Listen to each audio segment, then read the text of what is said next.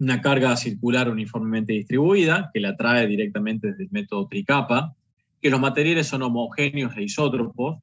Ahí tenemos, digamos, una diferencia. Si bien los materiales tienden a ser homogéneos e isótropos, no lo son del todo. Que hay un comportamiento lineal y elástico de los materiales. Ya hemos hecho algún comentario con respecto a que el material no es ni elástico ni lineal, sobre todo aquellos materiales que son no ligados, es decir, suelos o capas granulares. No, en su estado puro, es decir, sin ninguna intervención, no son ni elásticos ni lineales. Una vez que hagamos ciertas modificaciones, van a tener un comportamiento lineal y o elástico, ¿sí? Eso cuando veamos módulo resiliente en método ASTO, lo vamos a explicar un poquito más. Tenemos tensiones proporcionales a las deformaciones, que las capas del pavimento son de extensión horizontal infinita y que la subrasante es de extensión vertical semi-infinita. Aquí ya el método Shell aplica la teoría de la elasticidad para calcular tensiones y deformaciones de las distintas capas, es decir, hace un cálculo más fino, más integral de las distintas solicitaciones y de las distintas tensiones que se generan dentro de la estructura. Verifica la resistencia a la fatiga de algunos materiales que en los otros métodos ya no lo tenía. E introduce lo que es el efecto destructivo del tránsito mediante el concepto de eje equivalente. Si bien acá no lo hemos desarrollado en método Shell, ahora vamos a hacer un comentario respecto a esto un poquito más adelante.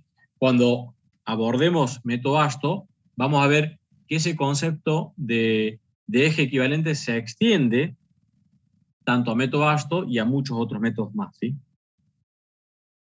Bueno, adopta una estructura como la que estamos viendo allí, la estructura teórica con ruedas duales, con estas dimensiones, con esta separación entre ruedas, con este diámetro de la impronta, una mezcla asfáltica, ¿sí? Que tendrá un módulo, que ese módulo también es conocido porque por la terminología Shell, el S-mix, ¿sí? Que es el S es el stiffness, como su traducción, módulo del mix de la mezcla, el espesor, luego las capas granulares, ¿sí? Con sus distintas capas, que pueden ser más de una, y la subrasante, ¿sí? Con sus parámetros que la caracterizan, el módulo, el coeficiente Poisson y más. Avanza un poquito más el método Shell. Ya en el año 78 incorpora un programa que se llama VISAR, que lo estamos viendo allí. Obviamente, este programa después sufre algunas modificaciones, algunas actualizaciones, que en la última clase, como les decía, hay un video grabado respecto a los distintos programas. Está incluido, está mostrado este programita, es bastante sencillo y bastante poderoso. También incorpora algunas características más de las mezclas asfálticas, es decir, el comportamiento de los materiales, distintos módulos, distintos comportamientos fatiga, con respecto al ligante asfáltico. Fíjense, acá 50-100 habla de la penetración del asfalto, y esto, claro, tiene que ver con la clasificación, como ya hemos visto, antigua, de lo que tenía que ver de los asfaltos, la clasificación de los asfaltos, donde era por penetración. Fíjense acá, respeta o sigue ese criterio. Incorpora lo que en otros métodos hemos visto anteriormente que no estaba, que es la temperatura media anual ponderada, es decir, acá ya tiene en cuenta que la temperatura juega un papel en el desempeño y en la performance de la mezcla asfáltica, ¿sí? Que no es independiente la carpeta asfáltica y por ende el resto de la estructura de la temperatura o de lo que esté pasando en el ambiente, ¿sí? Que se ve influenciado, entonces acá lo mete en una variable, que a diferencia de los métodos que hemos visto anteriormente, no consideraba la temperatura. Y con todo esto termina elaborando diferentes juegos de curvas, que lo vamos a terminar viendo al final de la presentación, para distintas combinaciones y que nos va a permitir realizar el diseño de la estructura. ¿Qué es lo que establece el método Shell, como gráficas y en forma esquemática y general?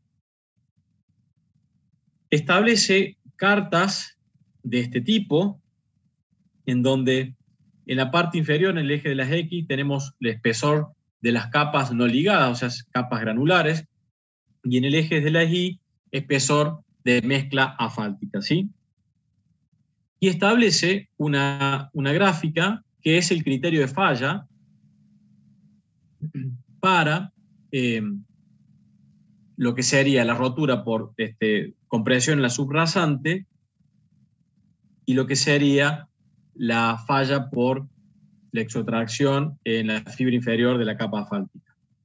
Entonces dice, la subrasante, sí, a medida que va variando el espesor, empiezan a obtener este deterioro, y la capa asfáltica tiene este deterioro, ¿sí? Entonces, la combinación de ambas genera esta curva y se establecen cartas de este tipo para distintas combinaciones, que es lo que le decía, vamos a terminar viendo un poquito más adelante. Con respecto a los parámetros que son los inputs que vamos a utilizar para ingresar a estas cartas, uno de ellos es el tránsito. El tránsito está compuesto por diferentes combinaciones de vehículos, de combinaciones de ejes, de pesos por ejes. Entonces, sería prácticamente imposible ingresar con semejante cantidad de tipos y variables de ejes y de pesos a un método de cálculo. Entonces, se estandarizó, se hizo un eje patrón y se establecieron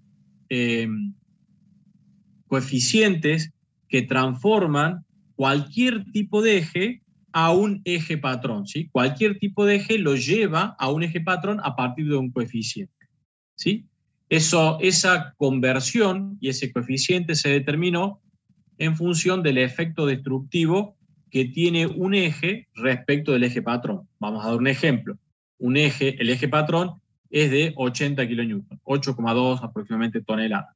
Si hay un eje que pesa menos que eso, ¿sí?, tendrá un efecto destructivo menor que el de 80 kilonewton. Si hay un eje que pesa más de 80 kilonewton, tendrá un efecto destructivo mayor, ¿sí?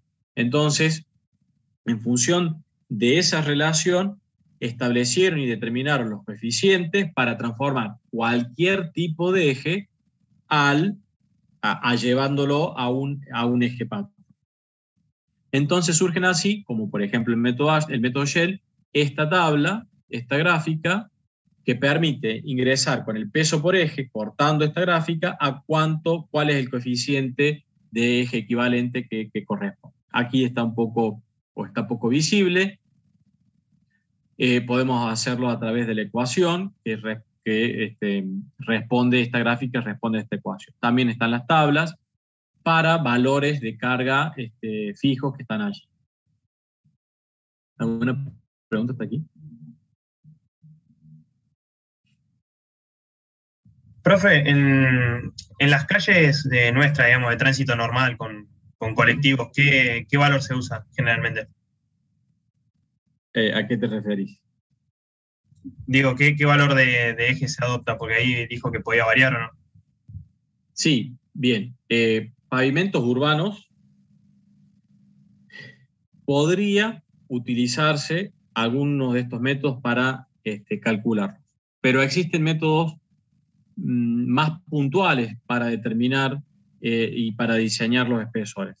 Estos métodos de cálculo que estamos viendo son más bien para vías de, digamos, un tránsito que tiene una particularidad, es decir, que está circulando, porque el tránsito urbano, en muchas ocasiones, si bien transita, si bien circula, pero las velocidades de circulación son muy bajas, ¿sí? Vamos a ver, porque ahora vamos a empezar en muy poquito a ver que la velocidad de circulación tiene que ver con una frecuencia, y con respecto a esa frecuencia tiene que ver cómo se comporta el material y cuál es el módulo que entrega el material respecto al tiempo de aplicación de la carga. Entonces, estos métodos son prácticamente de aplicación para vías rurales, no urbanas. ¿Sí? Fueron concebidos para ese diseño. Gracias, profe. No, bueno, acá lo que les mencionaba, que el método Shell incorpora la temperatura, porque tenemos variaciones de la temperatura en el ambiente que no tienen un efecto significativo en el módulo de los materiales no ligados, es decir, suelos o mezcla de agregados, pero sí lo tienen en las propiedades del asfalto, como ya lo hemos mencionado en otras oportunidades. Entonces calcula una temperatura media ponderada del aire, que la denomina WMAT, en grados centígrados, de manera de obtener con esa temperatura equivalente un deterioro igual al que sufriría la subrasante con las variaciones reales de temperatura a lo largo del año. Es decir, a medida que va variando la temperatura, varía el comportamiento del ligante asfáltico y por ende el módulo de la mezcla asfáltica. Entonces, fíjense, acá parecería que hay una contradicción, porque yo acá les dije que a medida que varía la temperatura, no hay un cambio significativo en el módulo de los materiales no ligados. Y acá habla del deterioro que sufre la subrasante. Entonces usted podría decir, pero ¿cómo? Si la subrasante no tiene material ligante. Pero acá hay que hacer tener presente algo, que habla del deterioro de la subrasante, que esto significa que cuando cambia el módulo de la carpeta asfáltica, producto de la variación de la temperatura, las tensiones y deformaciones que le llegan a las capas inferiores también cambian. Entonces, si aumenta la temperatura, disminuirá el módulo de la mezcla asfáltica y por ende, las tensiones y las deformaciones que le van a llegar a las capas inferiores, incluida la subrasante, van a ser mayores. Entonces, hay un consumo, de fatiga, hay un deterioro que en esas capas inferiores que es distinto para otra situación donde la temperatura es distinta. Entonces, esto es lo que analiza y lo que tiene en cuenta el método Shell, considerando la temperatura media ponderada del aire. ¿Sí? A partir de las temperaturas, de las distintas temperaturas del año. ¿Cómo lo hace? Bueno, dice, por ejemplo, para un determinado mes, la media del aire es 10 grados, para otro mes es 15, para otro mes, etc. Y con cada uno de esos meses determina un coeficiente de un factor de ponderación que tiene en cuenta este efecto destructivo que yo les mencionaba. Así, para los 12 meses, con esos 12 meses hace un promedio y saca un factor de ponderación promedio. Y hacemos el camino inverso. Ingresamos con el factor de ponderación promedio e ingresamos, cortamos la gráfica y determinamos cuál es la temperatura. Esta temperatura WMAT va a ser la temperatura que vamos a utilizar para buscar las cartas de diseño que vamos a ver al último. ¿Se ha comprendido esto? Sí, profe. Bien. Bien. Ya también el método Shell considera lo que es el módulo dinámico de la subrasante, módulo resiliente, que el módulo resiliente, tiene una dependencia, digamos, importante respecto al contenido de humedad y el nivel de tensiones que recibe o al cual está sometido. Vamos a desarrollar el módulo resiliente un poco más cuando veamos método ASTO, ya se lo he mencionado, pero el módulo resiliente puede ser determinado a partir de ensayos, ¿sí? De laboratorio. Cuando no es posible, podemos determinarlo a través de algunas correlaciones, como estas ecuaciones que están allí abajo, y también puede ser determinado a partir de esta tabla, que la tienen en el apunte teórico del ingeniero Toledo, donde pueden ver que para los distintos CBR que figura allá arriba, es posible, ascendiendo, determinar cuál es el módulo en Newton metro cuadrado que tiene, bueno, justamente ese CBR de esa capa. Y aquí abajo tienen determinado distintas calificaciones cualitativas de las distintas capas, una capa pobre de subrasante, pobre, y así hasta llegar a excelente de una capa de base, por ejemplo. El método también incorpora el módulo dinámico, ¿sí? O stiffness, y la fatiga de la mezcla asfáltica. Para ello propone curvas típicas que relacionan los módulos de la mezcla con la temperatura y las llama S1 y S2. Para una dada frecuencia, acá viene lo que les mencionaba, que es de 0,02 segundos, que aproximadamente es 50 a 60 kilómetros por hora. Estas son las cartas típicas que propone, es decir, bueno, ¿qué mezcla tenemos? ¿Tenemos una S1 o tenemos una S2? Bueno, para conocer si la mezcla es S1 o S2, deberíamos hacer ensayos de laboratorio y obtener los módulos dinámicos de la mezcla para distintas temperaturas. Y si tenemos la curva del módulo dinámico de esa temperatura, de esa mezcla, la podemos comparar con alguna de estas dos y ver a cuál se asemeja. ¿Sí? Acá en forma general, y acá algunas otras curvas, las S1 para un asfalto con 50 y la S1 para un asfalto con 100 de penetración, y la S2 con un asfalto de penetración 50 y la otra S2 con asfalto de penetración 100. Son las 4 combinaciones que propone el método, no hay otra combinación aparte de estas 4. Es decir, el módulo para las diferentes temperaturas, lo repetimos. Bueno, ahora, ¿qué pasa? Les decía que a través de ensayo de laboratorio, la determinación del módulo a través del laboratorio muchas veces no es posible, y como para tener una aproximación de cómo obtener una curva, podría realizarse esta secuencia de pasos, que es determinar el índice de penetración del asfalto, como lo hemos determinado en las clases anteriores. Luego determinar cuál es la temperatura de la mezcla asfáltica, que va a depender de la temperatura del aire. Luego con esto determinar el módulo dinámico del cemento asfáltico, que Shell lo llama S-bit, ¿sí? Que es de stiffness del bitumen, para distintas temperaturas y tiempo, utilizando, por ejemplo, el homograma de Van der Pol, que lo hemos visto, o alguna ecuación de correlación. Luego determinar el módulo de la mezcla, y aplicando algún procedimiento para distintas temperaturas de operación, se puede elaborar la curva del S-mix y T-mix y compararlas con algunas de estas que propone el método. ¿Qué es estos pasos que estamos diciendo? Bueno, el índice de penetración lo hemos visto ya en las clases anteriores, cómo se determina.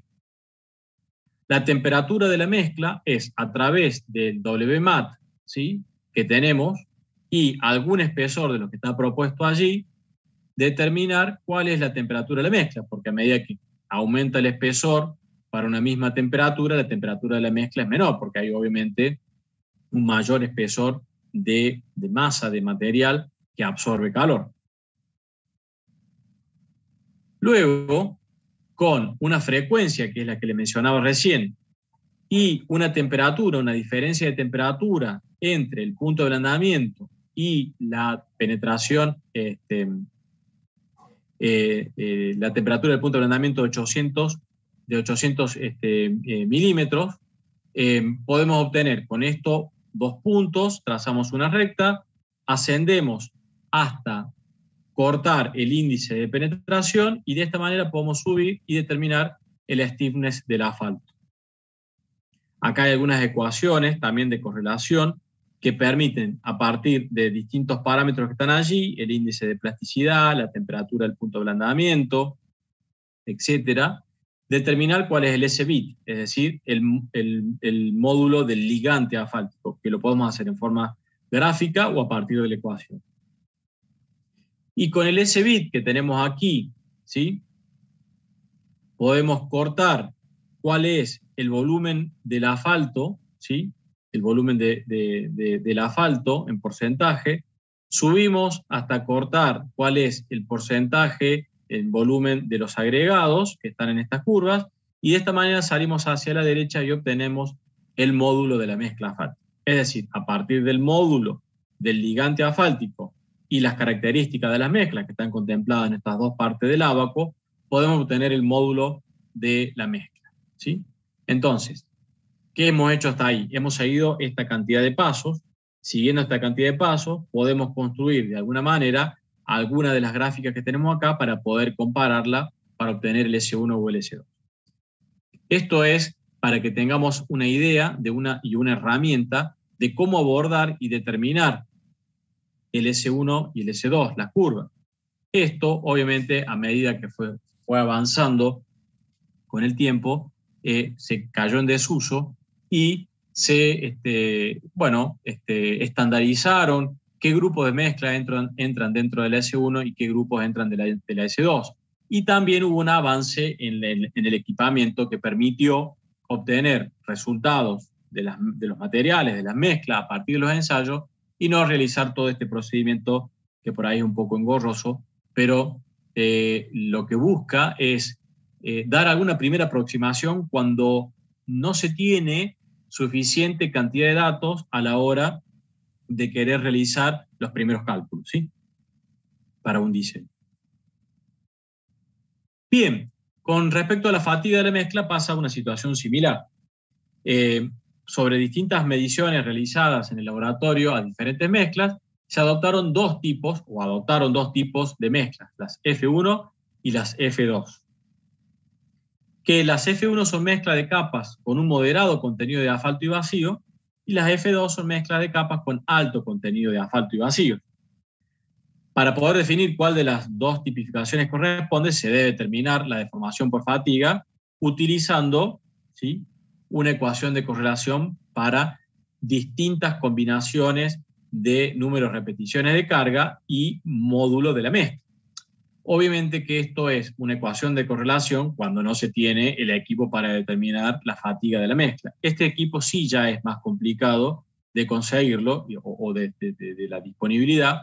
Entonces existen muchas ecuaciones o varias ecuaciones de correlación que nos permiten obtener y poder clasificar la mezcla a fatiga. Y luego con esos valores obtenidos, ver para cuál de las curvas se aproxima más a las que están acá y poder tipificarla como una F1 o como una F2. Bien, ¿por qué hemos hecho todo esto? Porque nos interesa ingresar a los ábacos que finalmente nos van a permitir determinar los espesores de las distintas capas. El método resuelve el diseño estructural a través de esta serie de cartas que les mencionaba, que obtiene los diferentes espesores para las distintas deformaciones admisibles críticas que han sido los criterios de falla que hemos mencionado anteriormente. ¿Y qué combina o cuáles son las combinaciones de las cartas que existen, ¿sí? Las cartas básicamente tenemos 4, las denominadas HN, que son gráficos para los diferentes espesores H1 y H2, capas asfálticas, capas granulares, para los distintos tránsitos. Esta es una de las más utilizadas y una de las que más utilizamos, la primera. Las cartas HT, que también para los espesores de capa asfáltica y capas granulares, pero para distintos WMAT. Los TN, las cartas TN, está graficado el H1 en función del WMAT para distintos N, con un H2 que permanece fijo, y las cartas EN, que está graficado el H1 en función de los módulos E de la subrasante para los distintos tránsitos. Ahora, con un gráfico se van a dar cuenta de lo que estamos hablando. Estas son una de las cartas típicas de las HN que les mencionaba, en donde esto que está aquí, este código que está acá, esto es una presentación de las cartas, acá es otra presentación, pero estamos hablando de lo mismo. Fíjense, esta carta corresponde al código de mezcla S2, F150. Es decir, la clasificación de la mezcla asfáltica de acuerdo a lo que estuvimos viendo recién. También corresponde a un WMAT de 12 grados, de la forma de determinarlo como lo vimos recién. Un módulo de subrasante de 2,5 por 10⁻⁷ Newton metro cuadrado. ¿Y cuál es la variable de esta tabla, de este gráfico? Lo que varía son los ejes equivalentes. Entonces, en esta tabla, en esta gráfica, perdón, lo que encontramos es los espesores de las capas asfálticas, de la capa asfáltica, y los espesores de las capas granulares. Y algunas de estas gráficas será la que corresponda con nuestro proyecto de número de ejes equivalentes. Supongamos 10 a la 6, que son 10 millones de ejes equivalentes. Entonces, toda esta gráfica corresponde a 10 a la 6 ejes equivalentes. Como criterio, podríamos tomar cualquier punto de esta gráfica para empezar a diseñar nuestro paquete estructural. Si hacemos este punto, ¿sí?, allí en el corte con el eje de la Y, serían aproximadamente 200 milímetros de capa asfáltica y nada de capa granular, ¿sí? O sea, la capa asfáltica apoyada directamente sobre la subrasante. Si nos desplazamos sobre la misma gráfica un poco hacia la derecha, obviamente que se va disminuyendo el espesor de la capa asfáltica y empiezan a tomar preponderancia espesores de capas granulares. La pregunta sería, bueno, ¿pero qué punto podemos adoptar? Bueno, el punto ideal es el punto de quiebre o el punto de unión de lo que es este criterio de diseño o este criterio de falla respecto a este otro criterio de falla que vimos al inicio, el punto de unión de ambas, el punto de quiebre. Porque aquí estaríamos en una situación de compatibilidad entre lo que sería lo que admite la capa asfáltica y lo que admite, perdón, la subrasante y lo que admite la capa asfáltica. Entonces, allí podría ser un criterio. Pero, por cuestiones económicas, posiblemente podríamos irnos o a más de capas granulares o a más de capas asfálticas, ¿sí? Eso dependerá de la obra, de cada tipo de obra. Pero supongamos que nos ubicamos en esta situación, aquí, ¿sí? ¿Cuáles serían las dimensiones de nuestras capas? Bueno, las dimensiones de nuestras capas serían como sigue. Si bajamos en forma vertical, hasta aquí, alrededor de 450 milímetros de capas granulares. Ahora, ¿pero qué capa granular? Bueno, la respuesta está dada en estas líneas auxiliares del gráfico que tiene en línea de trazo. Si de este punto nos vamos en horizontal hacia la derecha, ¿sí?, ¿qué nos está mostrando eso? Nos está mostrando que esta área del gráfico, ¿sí?, está dado para un módulo, un CBR de 80, ¿sí? Es decir, una capa granular que tiene la característica de 80. Toda esta zona, uno de 40, uno de 20 y uno de 10. Entonces, podría ser que desde aquí nos movamos hacia la derecha y este espesor de acá hasta este punto habría que hacer un módulo, una capa con un módulo de 80 en el espesor que estamos viendo acá abajo, ¿sí? Desde aproximadamente 32, 320 hasta los 450. Luego, desde aquí hasta el siguiente línea de trazo, ¿sí?, serían de 230 milímetros hasta el valor anterior, 320, ¿sí? Hasta allí tendríamos otra capa con módulo de 40, perdón, con CBR de 40. De la misma manera hacia la izquierda, desde este valor hasta este valor, este espesor de capa con un CBR de 20, y así para la última capa. Es decir, toda esta tramificación, ¿sí?, es de mínima que se debe realizar, pero muchas veces no es posible realizarlo de esta manera porque constructivamente no es posible. Entonces, ¿qué podemos realizar? Desde este punto se podría realizar hasta esta curva de 40, realizar una sola capa con un CBR de 80. Es decir, este tramo está cubierto y este tramo, ¿sí?, si bien va a tener un módulo un poco mayor al que necesita, pero constructivamente hacemos una sola capa. Y además este espesor es muy pequeño. Podría serlo, estamos hablando en forma, digamos, a modo de ejemplo. De lo mismo de aquí hacia allá, en vez de construir dos capas, una de 20 y otra de 10, podemos construir una desde aquí hasta acá y hacerla directamente de 20. Esto está cubierto y aquí está con un módulo un poco mayor al que requiere. Y así podemos subdividir en dos capas todo este espesor que hemos determinado. Lo hemos subdividido en dos capas porque constructivamente es conveniente, porque económicamente es conveniente, pero si no lo fuese, podríamos dejar la cantidad de capas que están allí que determinamos con el método.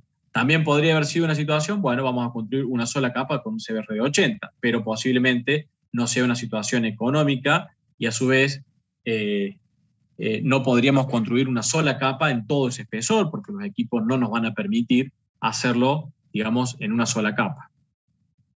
¿Se ha comprendido esto?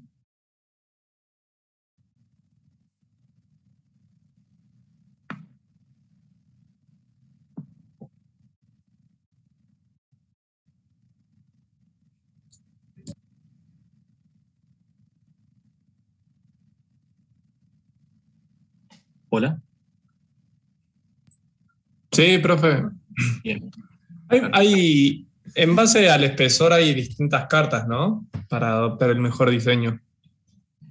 Las distintas cartas vienen en base a esta combinación de parámetros de ingreso que tenemos, de los códigos de mezcla, de las temperaturas de WMAT, del módulo de la subrasante, y recuerden que estamos viendo las cartas HN, donde en las cartas HN lo que varía es el tránsito, ¿sí? Este primer grupo varía el tránsito. Por eso tenemos para días de la cuarta, para días de la quinta, para días de la sexta, para días de la séptima y así. O sea, en esta carta lo único que varía es el tránsito para estas condiciones.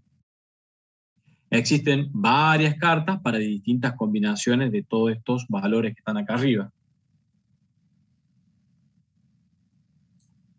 Bien, profe. De nada. Y aquí tenemos otra de las cartas, las HT, que las habíamos visto, ¿sí? La segunda, donde teníamos graficados los H1 y los H2 para los distintos WMAT, ¿sí? Entonces, espesores de capa asfáltica, espesores granulares, ¿sí? Para un módulo de la subrasante y distintos módulos de las capas para las distintas temperaturas de WMAT. Pero esas cartas o estas cartas son menos utilizadas, están aquí a modo de ejemplo. Las que se utilizan son estas, digamos, las más difundidas, porque justamente el parámetro que es variable o el parámetro que se determina a futuro es cuántos ejes equivalentes vamos a tener en el periodo de diseño de nuestra obra. Bien, con esto de aquí hemos terminado el método tricapa y el método Shell, ¿sí? Como les decía, en la guía de trabajos prácticos tienen ejercicios sobre estos métodos y tienen al final en la resolución el paso a paso, es decir, perdón, el paso a paso, y tienen de qué parte y de qué apunte y de qué página se ha sacado cada uno de las ecuaciones o de los ábacos o de los gráficos y los valores que se utilizan. Zoom mañana para hacer clase de consulta respecto al parcial de la semana que viene, o no hay necesidad respecto a eso. Yo lo quería consultar, no sé si lo dijo, la duración del parcial. No lo dije, el parcial, déjame un segundito que me lo fijo.